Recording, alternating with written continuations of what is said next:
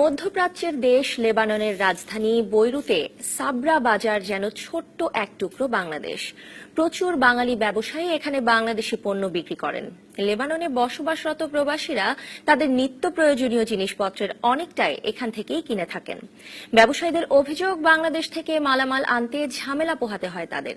এছাড়া লেবানন পুলিশের হয়রানি তো আছেই। এসব সমস্যা সমাধানে কর্তৃপক্ষের দৃষ্টি আকর্ষণ করেছেন তারা।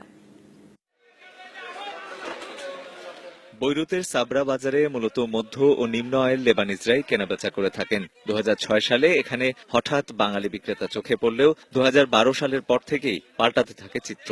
লেবানিজ এবং সিরিয়ান ব্যবসায়ীরাই আগে ছিল বেশি, বর্তমানে বিপুল পরিমাণ বাংলাদেশি বিক্রেতা এখানে কেনাবেচা করেন। শুধু তাই নয়, বাংলাদেশের প্রায় সব ধরনের সবজি পাওয়া যায় এখানে।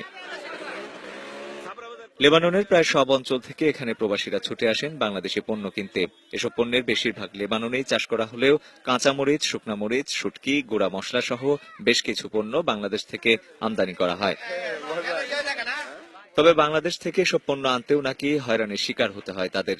এক ব্যবসায়ী জানান, বাংলাদেশ থেকে সরাসরি মাছ আনতে পারেন না তারা, আনতে হয় মিশর থেকে।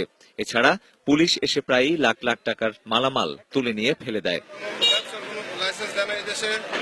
আমাদের বাংলাদেশ দূতাবাসের আন্ডার থেকে কোনো কিছু করার জন্য সুযোগ থাকে করে দেওয়ার জন্য আমরা হাজার হাজার ডলার আমরা ইনভেস্ট করে সেটা আমরা রিস্কের উপরে আমরা ব্যবসা করতে দিয়েছি।